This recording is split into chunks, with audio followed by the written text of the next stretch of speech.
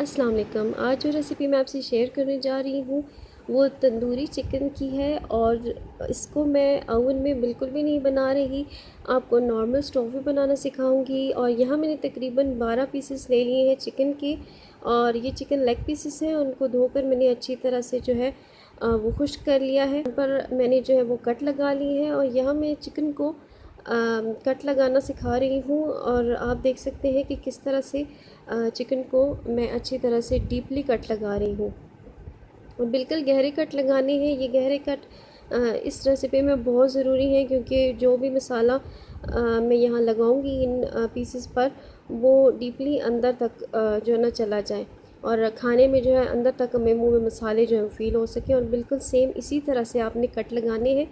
और ये सारे कट्स लगा लिए हैं और इसके बाद मैं इसमें दही शामिल कर रही हूँ, तकरीबन पौना कप वो मैंने शामिल किया है। इसके बाद मैं कुटी पिसी जो है लाल मिर्च है वो शामिल कर रही हूँ, और ये मैं तकरीबन इसमें शामिल कर रही हूँ 1.5 खाने का चम्मच। और इसके बाद मैं कश्मीरी लाल मिर्च इसमें 1.5 खाने का चम्मच शामिल कर रही हूँ। और इसके बाद इसमें शामिल करूँगी हल्दी 1 चाय का चम्मच, और नमक जितना आप खाना पसंद करते हैं इसी हिसाब से शामिल करूँगी। और ये मसाले में मैं जो है वो अपनी चॉइस के अकॉर्डिंग जो है वो शामिल कर रही हूँ। आप अपनी चॉइस के अकॉर्डिंग जो है तमाम मसाले शामिल कर सकते हैं। ज़्यादा खाते हैं कम खाते हैं उसी हिसाब से आप जो है मसाले डाल सकते हैं। और मसाले डालने के बाद हाथों की मदद से अच्छी तरह मैं इसको जो है वो मिक्स करूँगी, और इस तरह से मिक्स करूँगी कि कट्स के अंदर भी जो है ना मसाला, देखिए कि अच्छी तरह से फिंगर्स की मदद से जो मसाला है वो सारा अंदर तक चला जाए। और अच्छी तरह से मिक्स करने के बाद इसको मैं तकरीबन 1 घंटा जो है मैरिनेट करके रखूँगी। और इसके बाद मैं तकरीबन इसमें 2.5 खाने के चम्मच जो है वो अदरक लहसुन का पेस्ट शामिल कर रही हूँ। और अदरक लहसुन का पेस्ट शामिल करने के बाद भी मैं इसे अच्छी तरह से जो है मिक्स करूँगी, दोबारा डीपली मिक्स करूँगी। और देखिए कि चिकन अच्छी तरह से मिक्स हो चुका है और अब इसे मैरिनेशन के लिए रख चुकी हूँ।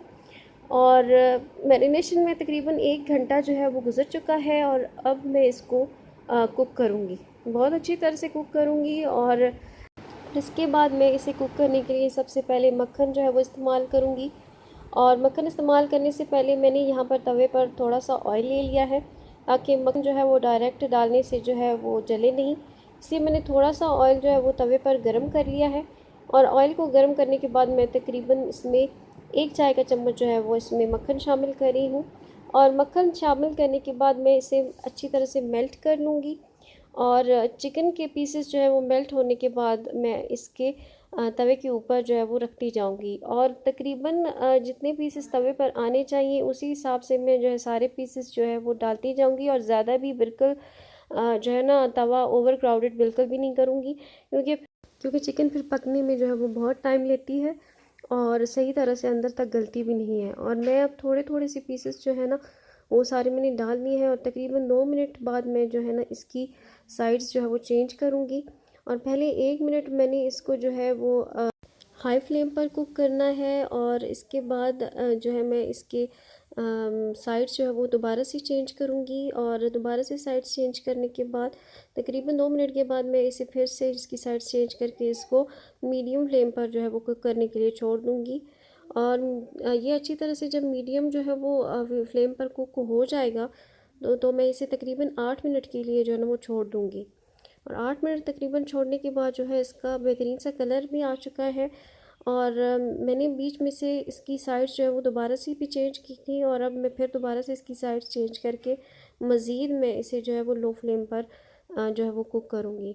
और मज़ीद मैंने तकरीबन इसे 15 से 20 मिनट के लिए मज़ीद जो है वो कुक करना है, और ढके बिना ही कुक करना है, ताकि मज़ीद इसमें भाप ना बने और बिल्कुल ये पानी ना छोड़े।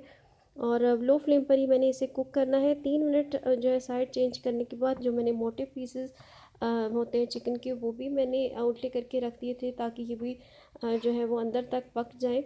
और इसके साथ जो है मैंने बारी बारी इसकी साइड्स जो हैं वो चेंज कर दी हैं, ताकि ये हर साइड से अच्छी तरह से पके भी और इसका कलर भी बहुत ही अच्छी तरह से आए।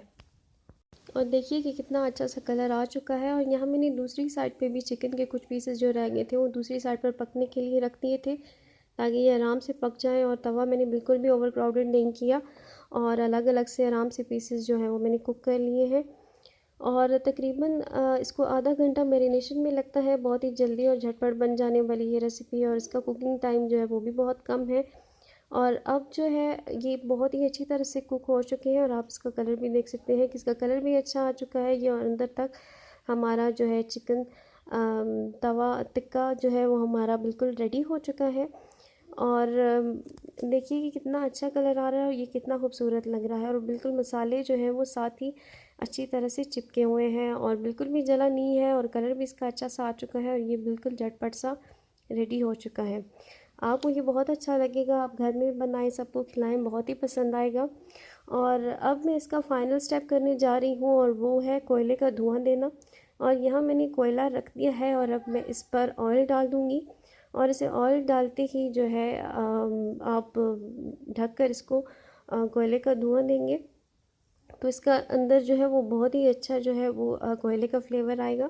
और अब मैं इस पर ऑयल डालकर ढक कर इसको रख दूँगी और इसे तकरीबन 2 से 3 मिनट इसे कोयले का धुआं अच्छी तरह से लगने दूँगी।